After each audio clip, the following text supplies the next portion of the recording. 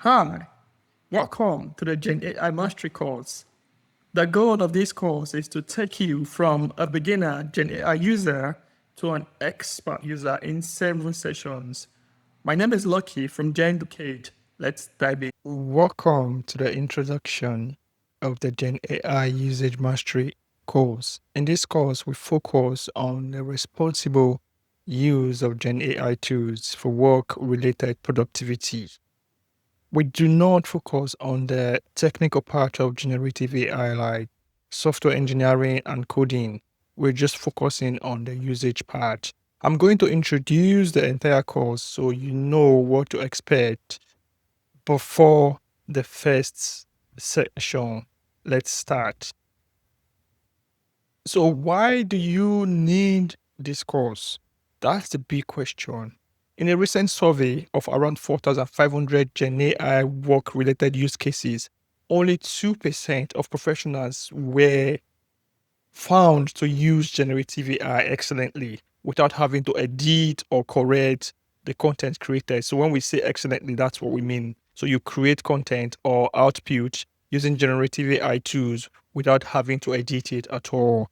Now, that 2%, the 2% that was found to be able to use generative AI excellently, they do not need this course. They already have the skills that we are teaching on this course. If you're not part of that 2%, you definitely need this course.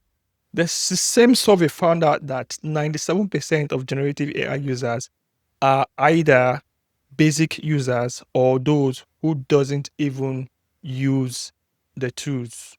So they are not exploiting the many benefits of the tools. Now, if you look at the data, you see 25% and 40%. 25% say they don't save time using generative AI, and you see another 40% that says they would be fine never having to use generative AI again. What that is telling you is that these 40% and 25%, that is 65%, they actually had a go at using generative AI, but they did not know how to use it properly, which can be frustrating. And that's where this came from, that they don't save time or they don't have to use it again. In a third survey of 820 professionals by the University of Toronto, there was a positive correlation between usage knowledge and the time saved using generative AI tools. What that means is that the more usage knowledge you have, the more time you save. That also means that the less knowledge you have using generative AI, the less time you save. That's how that works, which is one of the reasons that makes this course important. This course is designed to increase your generative AI usage knowledge and help you to save time and become more productive. As you can see, that expert users save 10 hours per week on the average by using generative AI tools. If you become an expert user, you probably save even more hours a week by just using generative AI tools. But who needs this course? We've explained why you need it. Many groups of people that need this course, but I'll just talk about some of them. The first group are professionals who want to use generative AI to create correct and customized work that doesn't sound robotic or generic. The second group would be entry-level employees who want expert-level generative AI usage skills. The third group would be experienced expert who wants to digitalize and scale their method or their process. So they've developed this method or process over many years, but it's manual. So now they're trying to take the same method or process and digitalize it to scale up and get things done quicker. The fourth group would be professionals who needs to perform complex data analysis for their roles, but they are not data analysts. The fifth group would be everyone who wants to move from simple prompting to logical multi-step processes in their use of generative AI tools. And a sixth group or another group might be professionals who wants to use generative AI tools in line with regulatory requirements to be able to meet regulatory requirements. Now, I'll talk you through the structure that we use in the course for all 7 sessions. We use the same structure for each of the 7 sessions, and I'm going to use the example from the first session. If you look here, you'll see the topics or the titles or the topic areas of the 7 different sessions. So I'm using examples from the first session. We normally start with what you're going to acquire, the skills and the competencies that you would acquire at the end of the session. For the first session, there are 5 areas that we're covering. And we'll also look at how you would know that you've achieved or you've acquired those skills, which is a success criteria. After that, we'll move on to the practice. We can't just jump into practice like that without knowing what we are doing. So we have to start with a form of introduction. So we introduce the practice for specific generative AI skills within the session. We'll start with a specific skill, and then we do that for all the different skills within that session. In this first session, there are 4 areas, and you would develop at least 4 major skills with some extra skills that come along with those 4 areas. So we start by explaining the meaning using a key term. For example, the very first key term we are looking at in the first session is GenAI engineering. After that, we move on to a typical workplace scenario. This is a core part of the course, because if you are doing this course, that means you want to be able to take the contests from this course and convert it to your own needs. It's very important to pay attention to the different contests and be mindful of how you change it to your own individual needs. That's how you make the best of this course. For each activity, we'll talk about the different tools that you can use. And then we start with how not to use generative AI for that activity. It's what we call the pitfall here, is what you want to stay away from. Having done that, we'll move on to how to do it. It's very important to show both of them, to show what not to do and what to do, so you can see where the problems are coming from, why people are having issues with generative AI created content, how people are getting it wrong. If you probably have been doing the same, you know what not to do, and then before moving to the how to do it. For example, in the very first session, we use the PTCF framework. It's one of the frameworks out there that is being used to prompt generative AI tools to make them create what you want. Well, in a session, we're going to go into this in more depth. But after just talking you through the process, this takes a few minutes. Then we'll start with a practice. This one is for the very first session. You will see slides 2, 3, 4, 5. They are for the 4 activities in this session.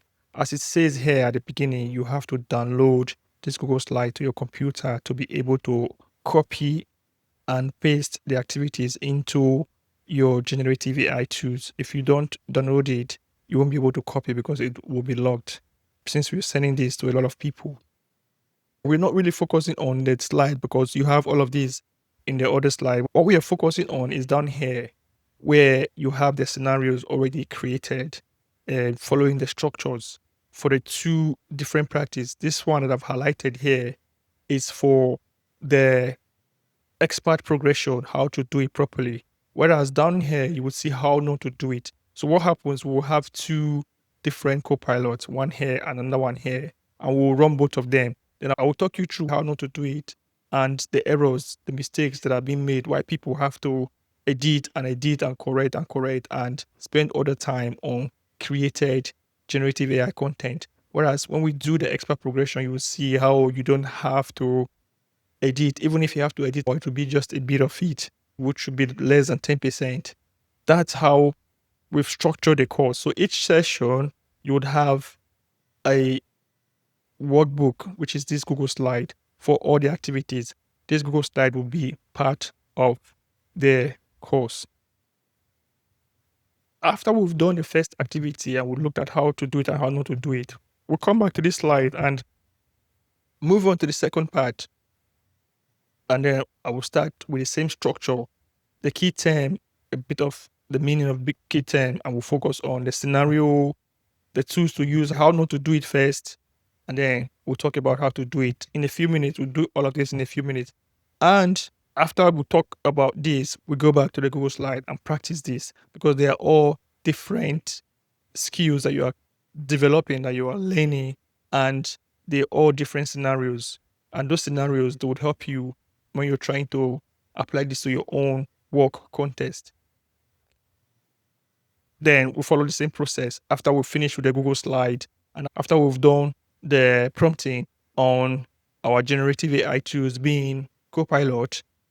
We'll talk about it. I'll talk you through them, why things went wrong, and the right one, how to do it, why everything went well. Then we'll move on to another activity, which is the third activity. And so on. We'll follow the same process, the scenario, the key term, and we practice and I show you why things went wrong and why things went well. This first session has 4 activities or 4 different types of practice, different areas to practice prompt engineering and technical interaction. However, sessions 2 to session 7 has 3 activities only, but this one has 4. So this one is a bit longer than the rest of the sessions. And once we finish with the practice, we have this responsible generative AI metrics at the end of each session. So each of the 7 sessions has this metrics. What metrics does is for that session, that specific session, the activities that you've done and the skills that you've developed, we look at how to do it responsibly on the one hand and how to do it irresponsibly. So those skills, for example, the prompting and how you work with generative AI can be done irresponsibly or responsibly. So we focus on the responsible one. But then it's good to say what's irresponsible so that it's not done by mistake, because it's common to do the irresponsible generative AI if you don't have the skills without even knowing that that is irresponsible. So we'll talk about it so that you will know what's not accepted. And then there's the self-assessment for each session. The self-assessment is converting the scenario to your own specific needs, your workplace needs, based on the activities and your task and your work requirement before doing the expert progression, which applies to the converted version, and then prompting generative AI tools, and then looking at the output or the content you've created and comparing it to what you used to create before. And you can see the clear difference. And for each session, we look at what comes next. I'll just do a bit of introduction so that you know what to expect for the following session.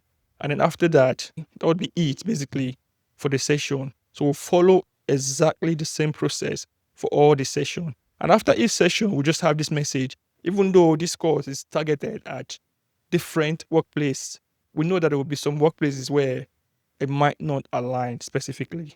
That's when you reach out to us so we can create a tailored course or even session. It depends on what you want. If you want just one session, we create that session for you and then we run it based on your own specific activities, your workflows, your tasks, and your operational needs. Basically, that's the introduction. That's what we are doing in the course. So what comes next is the first session. And I hope to see you in the first session. See you soon. Bye-bye for now.